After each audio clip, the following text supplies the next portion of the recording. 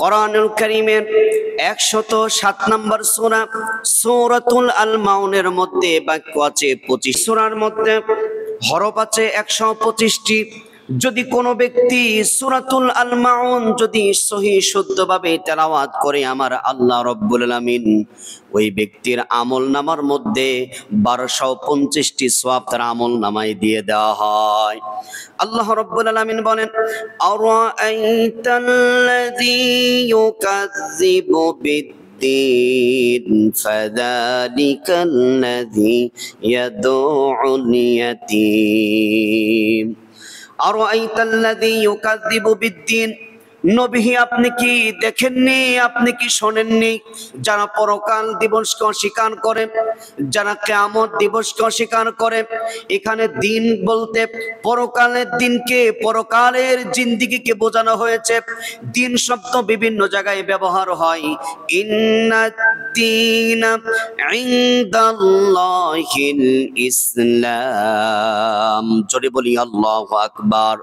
আল্লাহ তাআলা বলেন, তোমাদের জন্য ইসলাম ধর্মকে তোমাদের জন্য মনোনীত করে দিয়েছি।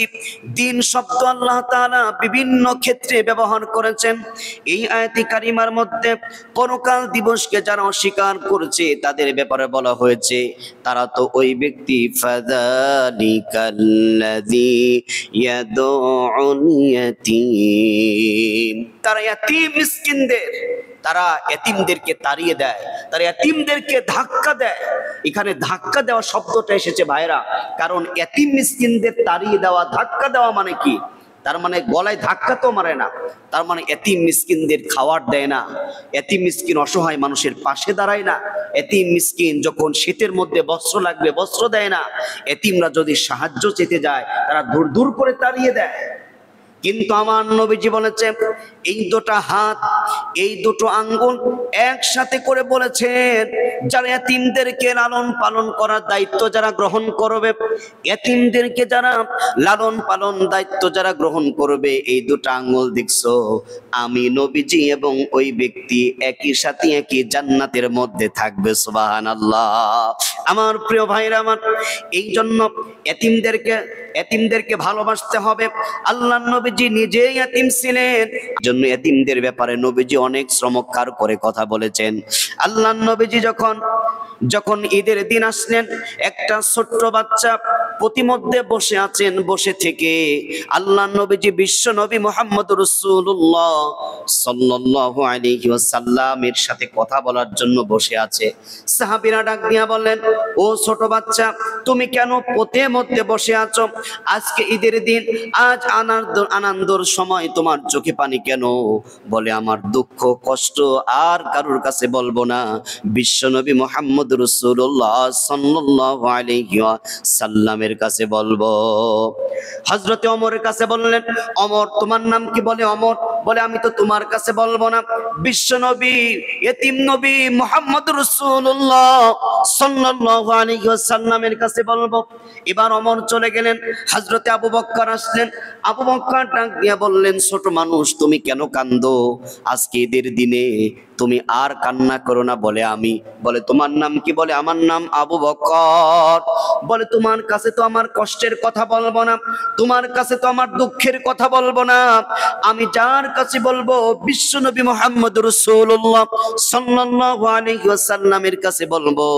এমন করে যখন আবু বকর চলে গেলেন, সাহাবীরা যখন চলে গেলেন, এমন সময় আমার নবী বিশ্বনবী যখন চলে আসলেন, নবীজি জিজ্ঞাসা করলেন, ও ছোট মানুষ তুমি কেন কান্দো? বলে, আমি তো বিশ্বনবী মুহাম্মদ রাসূলুল্লাহ সাল্লাল্লাহু আলাইহি ওয়াসাল্লামের কাছে বলবো। বিশ্বনবী যে আমার বসে পড়লেন আর ওই বাচ্চাটিকে কোলের মধ্যে বসালেন। বলো দেখি তোমার কি কষ্ট কি দুঃখ? আমি তো এতিম নবী, আমি তো বিশ্বনবী মুহাম্মদ রাসূলুল্লাহ। আল্লাহর নবীর কোলের উপরে বসে এতিম সন্তানটি নবীজিকে ডাক দিয়া বলেন, ওগো আল্লাহর নবীজি, আমার আব্বা ইন্তেকাল করেছে, আমার মা অন্য বাড়িতে বিবাহ হয়েছে, আমার মা আমাকে এক মুঠো খাবার দিবে, কিন্তু ওই সেই সৎ বাবাগার সহ্য করে না। আমার মা ঈদের দিনে আমাকে গোসল দেওয়াবে, আমার বাবা সহ্য করে না। আমার মা আমাকে কোলে নিবে, আদর করবে, সহ্য করে না। আমার মা আমাকে ডাক দিয়া বললেন, ওগো বেটা, তোমার দুঃখ, তোমার কষ্ট, তোমার বেদনা এই মক্কা নগরে কোনো ব্যক্তি বুঝবি না রে বাবা, কোনো ব্যক্তি বুঝবে না। তোমার কষ্ট একজন ব্যক্তি বুঝতে পারবে, তিনি হচ্ছেন আর কেউ নয়, আব্দুল্লাহ ইয়াতিমপুরা বিশ্বনবী মুহাম্মদুর রাসূলুল্লাহ সাল্লাল্লাহু আলাইহি সাল্লাম। আমার নবীজি আমার ওই ছোট্ট বাচ্চাকে কোলে উঠিয়ে নিলেন, চুমো দিলেন, ডাক দিয়া বললেন, ওগো ছোট্ট বাচ্চা, আজ থেকে যদি তোমার যদি আমি বাবা হয়ে যাই, তোমার যদি আমি পিতা হয়ে যাই, আর হযরতে আয়েশা যদি তোমার মা হয়ে যায়, বলো দেখি তোমার কষ্ট বেদনা কি দূর হবে কিনা। ছোট্ট বাচ্চা চোখের পানি ছেড়ে দিয়ে নবীজির দিকে তাকিয়ে বললেন, ইয়া রাসূলুল্লাহ, ইয়া হাবিবাল্লাহ, আজ ঈদের দিনে আপনি নবী যদি আমার পিতা হয়ে যান, আর হযরতে আয়েশা যদি আমার মা যদি হয়ে যায়, আর হযরতে ফাতেমা যদি আমার বোন হয়ে যায়, আমি এতিম সন্তান সাক্ষী দেই, আল্লাহর কসম গো নবীজি, এই আসমানের নিচে জমিনের উপরে আমার মতো এত আনন্দের মানুষ আর জমিনে একটাও নাই। আমার ভাইরা, আল্লাহ নবীজি এতিমদেরকে এত ভালোবেসেছেন, এই জন্য এতিমের কথা এখানে বসলেন। যারা কিয়ামত দিবসকে যারা ভয় করে না, তারাই তো তারা যারা পরকালকেও বিশ্বাস করে না। ওয়ালা ইয়াহুদ্দু আলা তুআমিল মিসকিন, জোরে বলি আল্লাহু আকবার। আল্লাহ তাআলা বলেন, কিয়ামতকে যারা অস্বীকার করে না, তারা এতিম মিসকিনদের খাবার দেয় না, তারা গরিবদেরকে খাবার দেয় না, এবং মানুষেরা দান করবে তাতে সেই ব্যক্তি উৎসাহ দেয় না, নিজেও দান করে না, আবার দান করতে উৎসাহ দেয় না। আল্লাহ নবীজি বিশ্ব নবী রাহমাতুল লিল আলামিন যখন বসে আছেন, আর একজন ক্ষুধার্ত ব্যক্তি নবীজির কাছে ডেকে বললেন, ইয়া রাসূলুল্লাহ গো মুহাম্মদ, আমি খুবই ক্ষুধার্ত, আমাকে কিছু খাবার কি দেওয়া যাবে কিনা। নবীজির পকেটের মধ্যে খেজুর রয়েছে, পাশে বসে আছেন হযরতে ওমর। নবী হযরতে ওমরকে ডাক দিয়ে বলেন, ওমর, এই ক্ষুধার্ত ব্যক্তিকে আমি কি 2টা খেজুর দেব কিনা। হযরতে ওমর বলেন, ইয়া রাসূলুল্লাহ, আপনি দিতে পারেন। এবার নবীজি আমার পকেট থেকে 2টা খেজুর ওই ব্যক্তিকে যখন দিলেন, দেওয়ার পরে লোকটি যখন চলে গেলেন, হযরতে ওমর জিজ্ঞাসা করলেন, ইয়া রাসূলুল্লাহ, ইয়া হাবিবাল্লাহ, ওগো আল্লাহর পয়গম্বর, আপনার কাছে খেজুর আছে, আপনি ওই ব্যক্তিকে দিবেন কি দিবেন না এটা তো আপনার ব্যাপার, কিন্তু আপনি আমাকে কেন জিজ্ঞাসা করলেন নবীজি।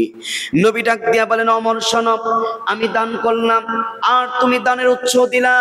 ওমর, তুমি যে বললেন ঠিক আছে ইয়া রাসূলুল্লাহ, তাকে দেওয়া যায়, এই যে দান করার উৎসাহ দিলেন, আল্লাহর কসম আমি বিশ্ব নবী বললাম, আমি দান করার পরে যেই সওয়াব, যেই পরিমাণ সওয়াব পেলাম, ওগো ওমর, তুমি উৎসাহ দেওয়ার কারণে আমার আল্লাহ তাআলা সমপরিমাণ সওয়াব আমলনামায় দিয়েছেন। সুবহানাল্লাহ।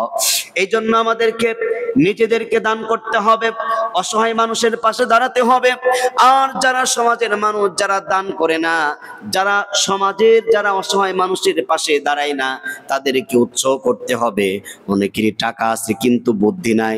আপনার বন্ধু, আপনার কাছের মানুষ, আপনার প্রিয়জন, আপনার আত্মীয় হয়, আপনি দান করার তাকে উৎসাহ দেন। আপনার অর্থ নাও থাকলে আপনি যা পারেন সামর্থ্য অনুসারে দান করলেন।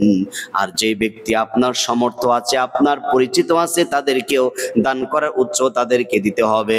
সম্মানিত ভাইরা আমার, আমি সূরা আল মাউন থেকে কথা বলতেছিলাম, ফাওয়াইলুল লিল মুসাল্লিন, অতপক দুর্ভোগ ওই সমস্ত নামাজীদের জন্য, ওই সমস্ত নামাজীর জন্য, আল্লাযীনা হুম আন সালাতিহিম সাহুন, যারা নামাজের ব্যাপারে যারা বেপরোয়া, মানে উদাসীন।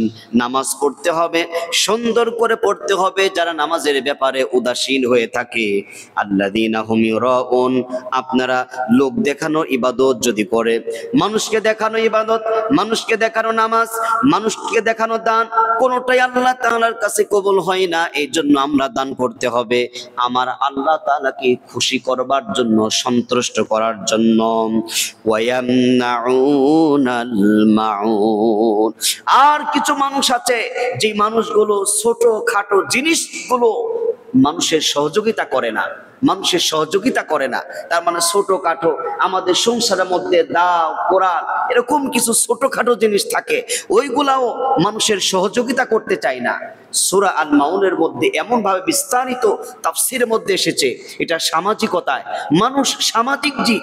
এই সমাজের মধ্যে এই সমাজের মধ্যে একজন অপরজনের যে সামাজিকতা, যে ভালোবাসার কথা এই সূরা মাউনের মধ্যে এসেছে। প্রিয় ভাইরা আমার, আপনি নামাজের কথা, আকিমুস সালাহ ও আতুজ যাকাত, নামাজ পড়তে হবে, যাকাত দিতে হবে। আপনি নামাজ পড়বেন, আপনি দান করবেন। নামাজ যারা পড়বে তারাই আল্লাহ তাআলাকে ডাকবে। এই জন্য আমরা আসুন এই সূরা মাউন থেকে আমরা শিক্ষা নেই।